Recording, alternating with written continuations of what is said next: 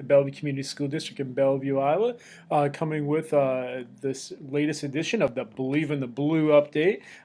This one is in regard to the board meeting that was held last evening. I have several things to share. Before I move on with that, I want to tell you of a few upcoming events, a few things that have happened recently. Softball, actually, high school softball ended their season last night. Had played very hard all year. They lost to Maquoketa Valley at Delhi last night, 6-0. The boys baseball opens up at Cascade versus North Cedar on Saturday night at 7 o'clock. If they win that, they would then play on Tuesday night at Cascade against Northeast. If they'd win that, then they would play the following Friday night at Cascade as well. So just some information on that way. Some information from last night's board meeting is going to give you a quick rundown of things. I will also put some things online. If you go to the district superintendent's learning updates, I'll have it all right there for you. I'll try to put some on the front page as well. If you scroll down, you see the comment highlights, the notes of the meeting, so you'll see those later on today. Recommendations to hire, we did have 3 people there. Sam Van Gorp. She will be the new preschool teacher, early childhood special education teacher, however you want to term that who is filling that position. Tracy Till will be the assistant volleyball coach, and Matt Wedeking was approved as a volunteer assistant girls basketball coach at the high school level that way.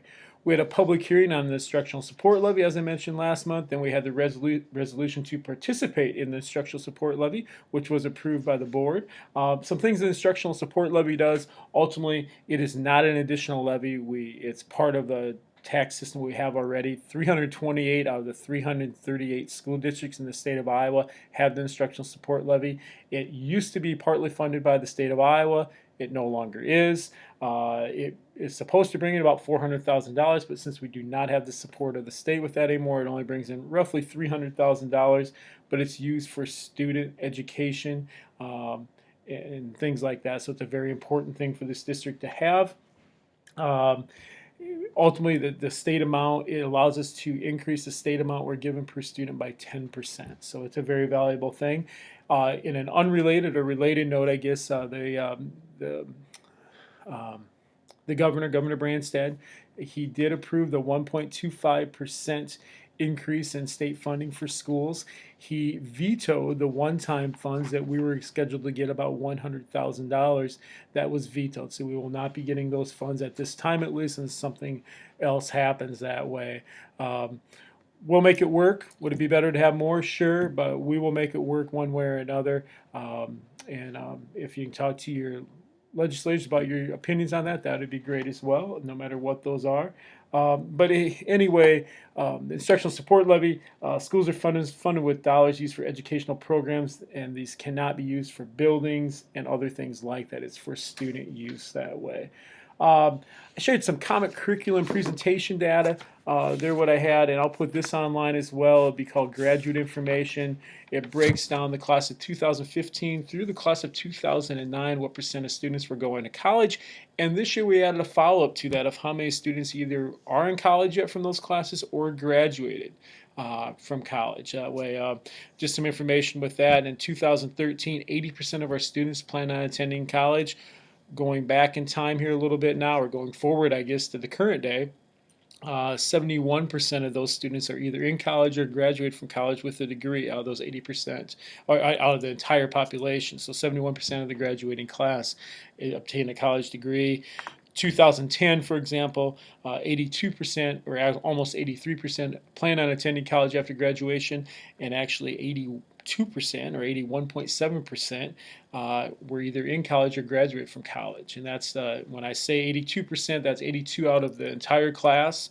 And then when I say 81% or 81.7%, that is out of the entire class as well. So almost 100% of people that said they were going to college to get a degree got a degree. Now, I'll be honest, some people there who said maybe they weren't going to college ended up going to college and getting a degree too. So there's different ways of looking at it, but I'll put that out there. Also I wanted to see the correlation between high school GPA and getting a college degree. Ultimately, 93.5% of students who graduated with a 3.0, which is a B average or higher, earned a college degree. 85% of students who graduated with a 2.4 GPA, or right around a C average or higher, earn a college degree. So I'll throw that out there. And then we also look at Iowa testing information proficiency. We talk a lot about proficiency and right or wrong, what those tests mean and things. But what we did find, if a student was not proficient, that does not mean they cannot get a college degree. In fact, 2009, out of the students that were not proficient, there were probably around 10 students total. 64% of those students also got a college degree, even though they weren't proficient by the state of Iowa standards on the Iowa testing. So it's just some information. We're looking at ACT scores yet. Also going to break it down to attendance, discipline referrals, on down the line. So just some interesting things to look at that way. We had some discussion about two aspects of the facility committee, of the facilities, one being the general facilities, including Bellevue Elementary. Dave Heyer from the Jackson County Economic Alliance attended our meeting and spoke along with myself about some things the facilities committee has talked about. And one of those areas was Bellevue Elementary and what to do with that, or where it's at, what can we do with that if we would decide to build another building. I had some great discussion on that. A group came down from Dubuque a few weeks ago and looked at the building as far as a restoration project, seemed very interested in that. Our school board is actually going to go to Dubuque to view some things that they have worked on in the past. This does not mean we're building a new elementary, but we're just trying to get knowledge, trying to get information, and then we'll have some community input on any direction that possibly the community feels they want to go. The facilities committee was very upfront with the idea as a whole that we need to look at some options for the Bellevue Elementary and our students and their education that way. So just some information that way. I'll share more as more become available, and also be on the notes, anything that we've talked about. Those are open notes for people to look at. Another part of facilities was Cole Park Improvement Project. We've had this discussion about baseball lights out here. To put baseball lights up is about $225,000 when we look at poles and the lights, and that's probably being conservative saying that much. It's probably a little more than that right now. And also the aspect of getting different softball lights, which are very outdated right now. By the time we do softball lights and the baseball lights together, we're talking somewhere in that $350,000 to $400,000 range, more than likely. The board did approve moving forward with matching funds for other entities using Cole Park, of putting out $40,000 if other people want to continue with this. We have had discussions on bleachers that way, and more of a not a grandstand, but more of a grandstand type look. It would not be that high, but looking at different ideas that way. We're working with some bleacher people to get estimates on that. Improving the concession stand, restrooms, and things like that way too. So we're looking at things, but the board did approve moving forward with that as long as everyone has an equal opportunity to use the park. It's not one school's park over another school's park to use. Some stipulations that came out through the discussion at the board meeting last night, and also through the baseball softball meetings, is that seating for both diamonds, softball and baseball, would need to be completed in the same phase, hopefully by next year if we would move forward with that. No school has rights over another school for the diamond use for games, practices, etc. The diamonds at Bellevue School will still be available, and we will have Little League games out here. They're welcome to use our diamond out here. The schools and the administration will need to work out game schedules to make the situation work for all involved. Makeup dates for teams based on postponement because of rain, such as recently, will need to be worked out amongst the schools. But if a school has it reserved already that night, then they will use it that night. It could move to other things. But basically looking at creativity and flexibility and scheduling. Many other things took part in that, but we are planning to move forward with that right now if the other entities are planning on moving forward as well. Exciting times. Change is sometimes scary, but change is good. This is a great opportunity. My thing with Cole Park has always been, is it going to be something special for our students in Bellevue to play at? And I believe we're setting up the situation to have that happen, and the board believes that as well. So, like I said, we are looking to put forward $40,000 toward that in matching funds with other entities. So, athletic admission prices will stay the same as they were for this last year, and actually I think the year before that as well. Some of the individual game times, game prices are decided by district football, our conference, on down the line, but some of our season passes are our own rates, and we will keep those the same. They are slightly lower than in some cases, significantly lower than other schools, but we do believe that we want to have people watching games. We don't want to overprice something where people cannot attend games. It's very important for our youth who are participating to have people watching them, and also to promote the sport or activity for our other youth who are getting older and will eventually participate and try to get that excitement going.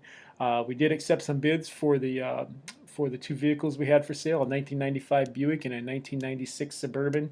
Those went to Mark Meyer, and just I guess just the basic bids. The bid for the Buick was $481, and bid for the Suburban was $531.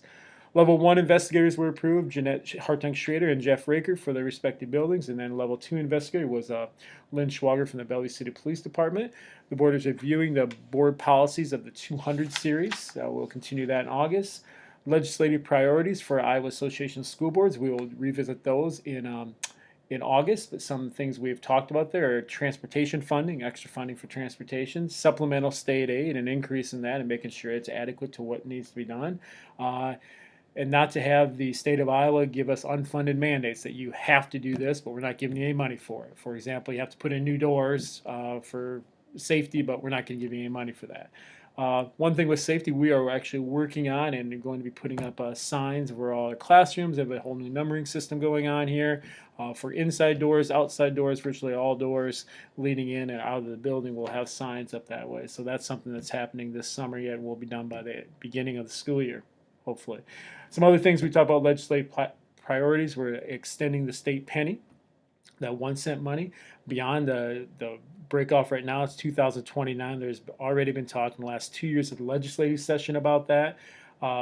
Looking at more flexibility for PEPAL funds, which actually has increased recently. And then talking about education reform and alternative teacher licensure, trying to give schools a little more flexibility on teaching certifications that way to use. Information items. We have a joint meeting with the Andrews School Board on August 10th, our regular board meeting night. That will be at 6 o'clock at Andrews, so our regular board meeting that night will not start until 6:45, and that is on August 10th. We had a comment board reading and reflection on an article entitled Why 20% Time is Good for Schools. A discussion was held on the need for passion in learning, and just looking at that as a whole, it was a very good article. Some board members had some interest, basically allowing students to go more in depth in their learning. And then we had some comment school finance information. This year we received $6,423 per student. Next year we will actually receive $6,503 per student based on an increase of about $80 per student that way. Summer projects update, we went around to the science rooms and to the 21st Century Collaboration Room. Looked at new furniture. I'll post some of that information on the document I put online too. It'd be called the Comment Highlights, July 7th, 2015.